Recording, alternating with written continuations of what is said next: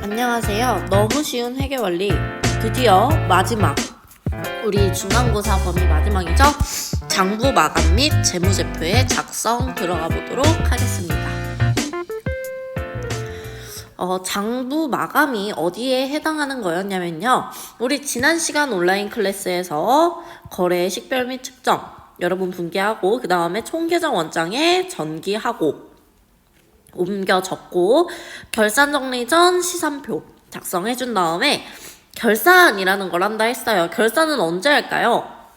지난번에 말씀드렸는데 12월 31일 맨 마지막 날에 정리하면서 하는 것이 바로 결산이다 라고 이야기했었습니다.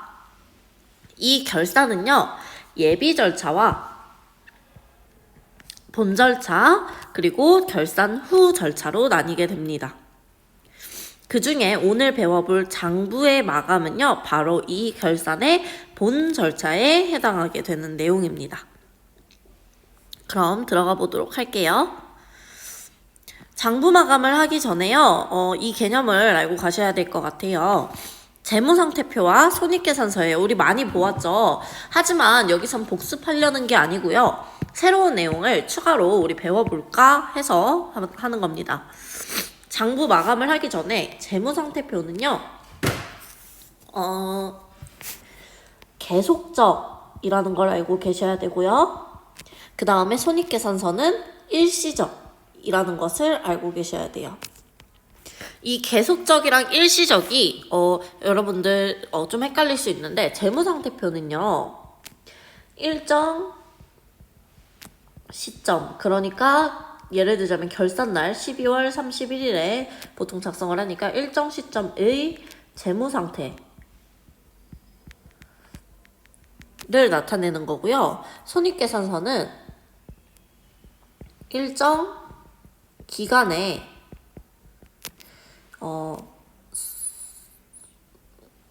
일정 기간이라면 1월 1일부터 12월 31일까지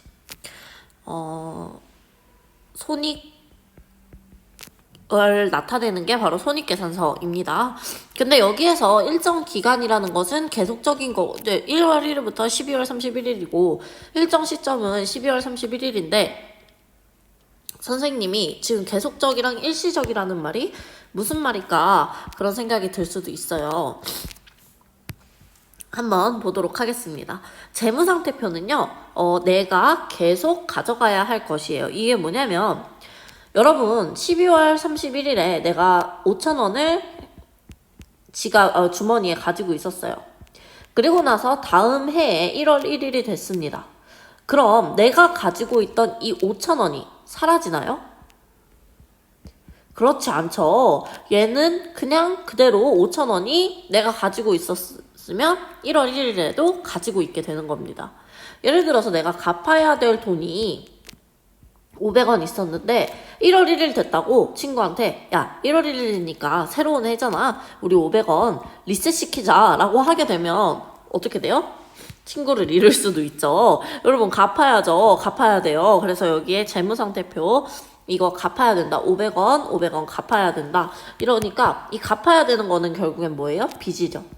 이런 나의 재산과 빚은요, 계속적으로 다음 해가 되어도 리셋되지 않아요. 그런데 손익계산서는 어떻게 되냐면 내가 12월 31일까지 1월 1일부터 12월 31일까지 열심히 돈을 벌었어요. 그래서 수익이 500원 나고 비용이 200원 났다고 합시다. 그리고 나서 2021년도에 이렇게 했고 2022년도 1월 1일이 됐어요. 이랬을 때 여러분들이 어떻게 해주셔야 되냐면 이 수익과 비용을 그대로 가져가는 게 아니고 0원에서부터 다시 리셋됩니다. 리셋. 얘는 리셋이 돼요. 왜 리셋을 시켜야 되냐면요. 여러분들이 1월 1일부터 12월 31일까지 번 돈을 1월 1일에도 가지고 가게 되면요. 얘가 2022년에는 내가 실제로 얼마를 벌었고 수익은 얼마이고 비용은 얼마인지를 정확히 계산할 수가 없어요. 계속 누적이 된다고 합시다. 뭐 예를 들어서 2020년부터 2021년, 2022년까지 리셋이 되지 않고 계속 수익과 비용을 누적시켰다고 합시다.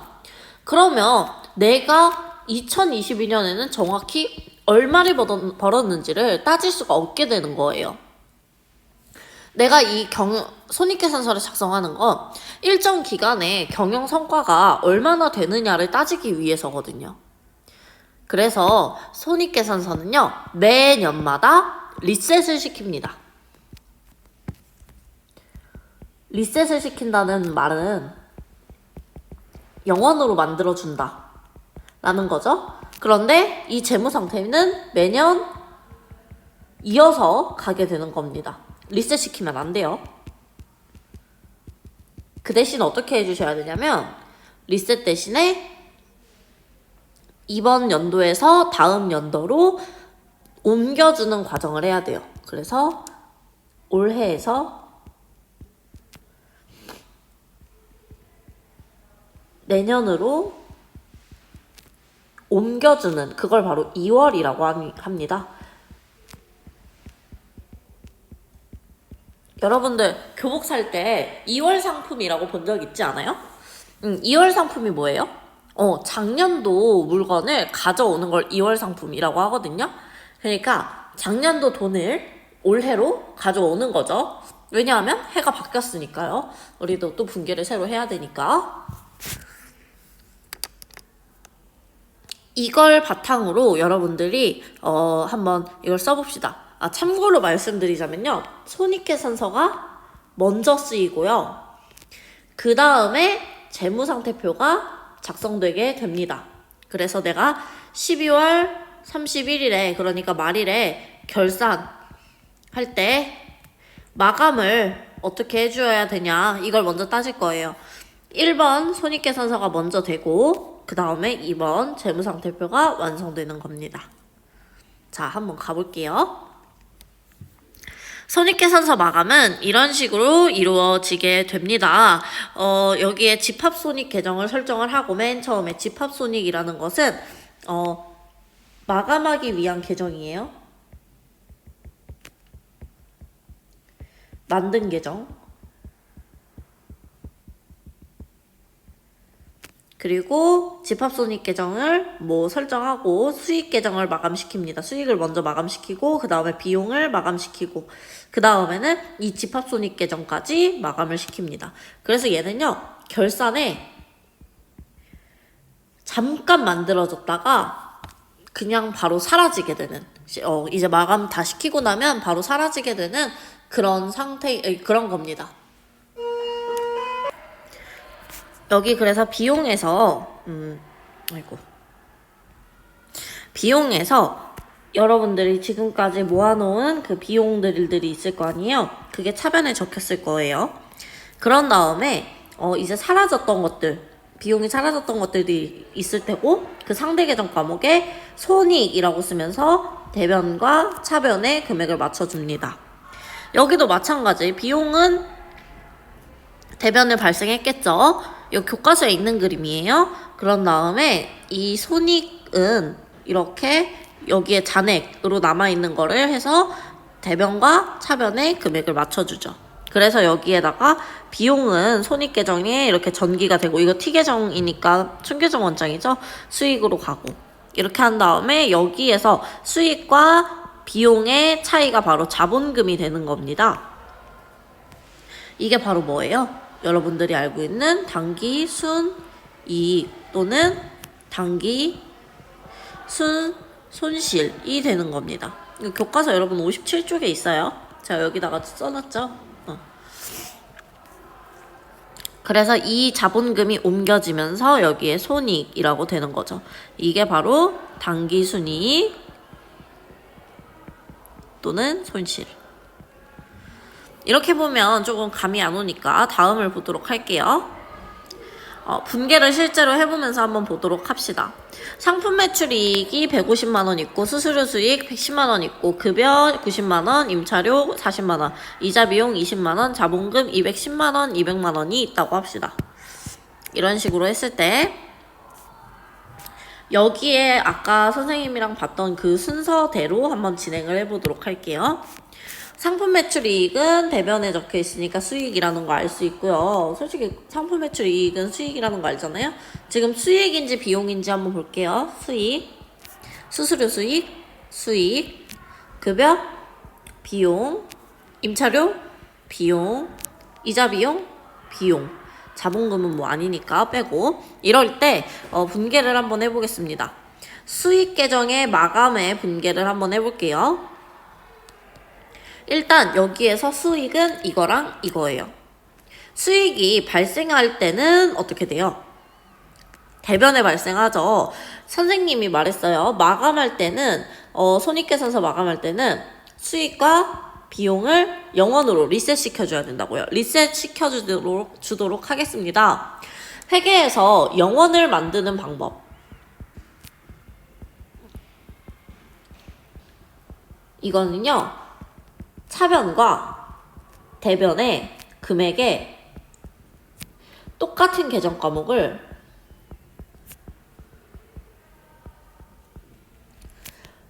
똑같이 금액을 작성해주면 됩니다. 그러니까 차변 대변에 똑같은 계정 과목을 똑같이 금액을 설정해 주시면 돼요. 이게 이 말이 더 맞을 것 같아요. 이렇게 해서 똑같이 금액을 작성해 주시면 돼요. 예를 들어서 대변에 차변에 현금 500원이 있다고 합시다. 그럴 때 차변에 대변에다가 현금 500원을 써주면 리셋이 되는 거예요. 0원이 만들어지는 거예요. 당연하죠. 내가 500원을 가지고 있었는데 대변에 500원이 쓰였다는 거는 그만큼 현금이 나갔다라는 소리잖아요. 그러니까 결론적으로 이건 두 개는 0원이 되는 거죠. 내가 500원이 있었는데 들어왔는데 500원이 나갔어. 그럼 당연히 0원이죠. 회계에서는 그래서 차변과 대변에 똑같은 계정 과목을 똑같은 금액으로 쓸 때 0원이 된다라고 표현을 합니다. 그러면 얘가 지금 대변에 150만 원 있고 수수료 수익이 대변에 10만 원이 있어요. 그러면 없애기 위해서 어디다가 써줘야 된다는 거? 차변에다가 써줘야 똑같은 금액을 똑같은 계정 과목에 똑같은 금액을 차변에 써줘야 없어지는 겁니다. 상품 매출 이익 150만 원 그리고 수수료 수익 10만 원 이렇게요. 그리고 나서 상대 계정 과목에는 무조건 손익을 써줍니다. 160만 원. 그리고 비용 계정의 마감 분계 가도록 할게요. 비용 계정은 어떻게 해야 되냐? 얘랑 얘죠. 한번 볼게요. 지금 차변에 비용이 나타나니까 반대로 비용을 없애려면 어디에 써줘야 돼요? 대변에 써주셔야 되는 겁니다. 그래서 급여 90만 원, 임차료 40만 원, 그리고 이자 비용 20만 원 이렇게. 자, 그런 다음에 차변에다가는 어떻게 해야 된다? 손익에 90만 원, 40만 원, 130, 150, 150만 원 이렇게 써주게 됩니다. 그렇게 되면 지금 이렇게 나오게 되고요. 자, 여기에서 손익에 집중을 해볼게요. 얘네는 지금 다 없앴잖아요. 지금 급여 있던 거, 차변에 있던 거 다 없앴고, 그리고 수익, 대변에 있던 거 전부 다 차변으로 쓰면서 없애줬습니다. 얘네들은 이제 없어진 거예요. 그런데 문제는 뭡니까? 이제 뭐가 남았어요? 손익도 제가 잠깐 만들고 없애줘야 된다고 했었잖아요. 근데 지금 손익이 대변에 160, 차변에 150 적혀 있습니다. 손익을 없애려면 여러분들이 어디에다가 지금 더 얼마를 써줘야겠어요? 차변에 얼마가 모자랍니까? 10만 원이 모자라죠. 왜냐하면 여기 대변에 150, 160, 차변에 150이니까. 그래서 써주고 거기에다가 상대 계정 과목에다가는 이 손익 10만 원이 여러분 이게 뭔 소리냐면 수익이 160만 원 났다는 거고 비용이 150만 원 났다는 거죠. 그러면은 지금 수익과 비용 중에 뭐가 더 커요? 수익이 10만 원 더 크죠. 그래서 이게 자본금으로 들어가면서 당기순이익이 되는 겁니다. 자, 이렇게 되는 거예요. 그래서 이거를 T계정으로 표시해보면 그냥 이런 식으로 된다. 여기 손익의 T계정 이거 보시면 됩니다. 이런 식으로 된다라는 겁니다. 자, 재무상태표를 이제 마감시켜 볼게요. 손익계산서를 지금까지 마감을 시켰으니까 재무상태표를 마감을 시킵니다. 손익계산서는 뭐라고 했었냐면요. 수익과 비용을 영원으로 만들어줘야 된다라고 했어요. 재무상태표 마감은 어떻게 해주셔야 되냐면 내년으로 넘겨주는 과정입니다. 얘는 리셋시키는 거 아니라고 했죠. 손익계산서는 리셋이야. 근데 얘는 리셋시키면 안 된다고 했어요. 리셋은 절대 안 돼요. 내년으로 넘겨야 되기 때문에. 자, 그래서 내년으로 넘겨주겠습니다. 제가 그거 얘기 들었잖아요. 500원짜리 가지고 있었는데 이 500원은 1월 1일이 된다고 500원이 리셋되지 않는다 라고 했었잖아요. 그래서 내년으로 넘겨주겠습니다. 1월 1일에도 내 현금이랑 이런 걸 써야 되니까. 나누리 상점에 2012 여공 교과서 59페이지예요. 12월 31일 결산일 재무상태표 계정 잔액이 다음과 같을 때 각 계정에 기입하여 마감하고 2월 시산표를 작성하시오 라고 되어 있습니다. 여기에서 2월 시산표라는 게 뭔지를 알려드릴게요. 일단 2월 시산표는요, 우리 지금까지 수정전 시산표랑 수정 후 시산표를 이야기를 했었어요. 결산 정리 전 시산표, 결산 정리 후 시산표 이렇게 이야기를 했었는데요. 여러분들이 결산 정리 전을 뭐라고 하냐면 쉽게 말해서 수정 전 시산표라고 말하고요. 여기는 수정 후 시산표라고 해요.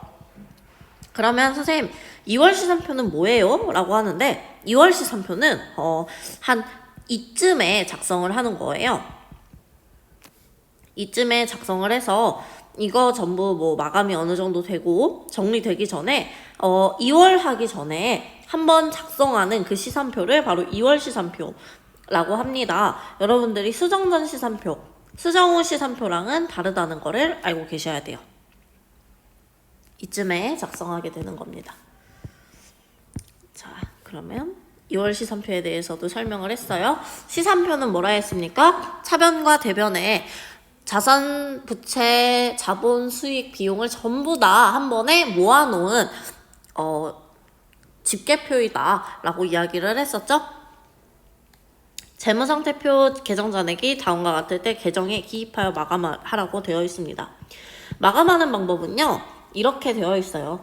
여기에 30만 원이 지금 차변에 있으면 상대 계정 과목에 지금 대차가 안 맞으니까 똑같이 30만 원을 써줍니다. 그리고 차기 2월이라고 합니다. 차기라는 거는 다음 연도죠. 다음 기수를 차기라고 합니다. 다음 기수로, 회계 다음 기수로 2월 넘겨줄 거야 라는 말입니다. 그리고 그 다음 해에 1월 1일에선 전기 2월이라 부르죠. 왜냐하면 전년도에서 넘어왔으니까요.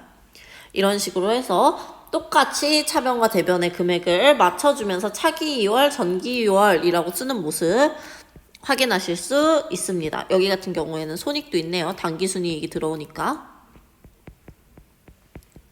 이렇게 들어오게 되고 2월 시산표는 이 마감을 한 후에 마감 후에 이렇게 차변과 대변에 이렇게 작성하게 됩니다.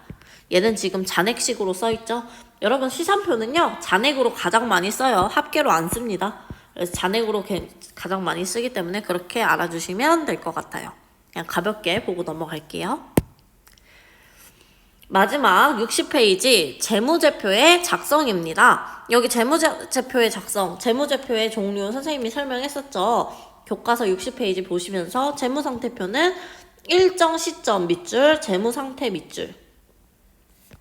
일정 시점이란 12월 31일 이렇게 하루를 말하는 거. 손익계산서는 일정 기간 밑줄, 경영성과 밑줄. 일정 기간이라는 건 1월 1일부터 12월 31일 말하는 거고요. 현금흐름표는 그 회사에서는 현금이 굉장히 중요해요.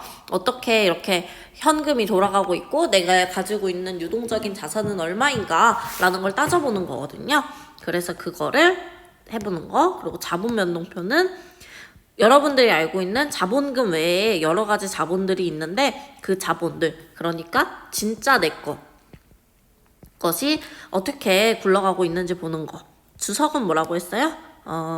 여기에 세부적 사항을 서술적으로 기재하는 방법이라고 되어 있는데 얘는 그냥 도움말이라고 이야기했었죠. 지난 시간에 했기 때문에 크게 어렵지 않을 것으로 예상됩니다.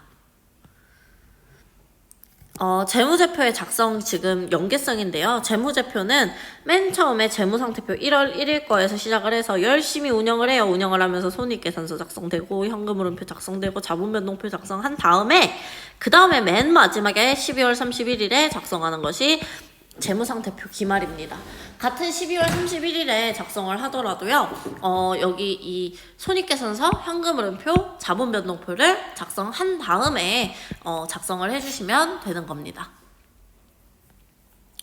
자, 이제 또 돌아왔죠. 클래스카드로 여러분들 좀 수업 해보세요. 클래스카드 앱 접속, 우리 반 수업 들어가서 매칭 게임 아니어도 되니까 여기에서 반 클릭하시고 계정 과목 설명서든 계정 과목 구분하기든 클릭하시고 이거 여기에서 1구강부터 5구강까지 있어요. 5구강까지 반복해보는 걸로. 여러분들 드디어 진도가 다 끝났습니다. 너무너무 고생하셨고요. 지금 시험이 조금 남았는데 이 진도 다 나간 걸 기준으로 해서 여러분들 등교 수업 때 쪽지시험이라 하기보다는 문제풀이를 많이 진행해 보려고 합니다. 여러분들이 문제풀이를 제대로 진행을 하려면요, 이 수업 강의를 전부 다 듣고 오셨어야 돼요. 그러니까 반드시 수업 잘 들으시고 화이팅 하시길 바랍니다. 잘 못 알아듣겠는 부분은 선생님이 이야기했듯이 유튜브로 들어가면 배속이 가능하니까요. 1.3배속으로 여러 번 들어보는 거, 1.3에서 1.5 정도로 여러 번 들어보는 것을 추천드립니다. 그럼 오늘도 너무 고생하셨고요. 오늘 수업 마무리하도록 하겠습니다. 이제 등교 주간에 만나요.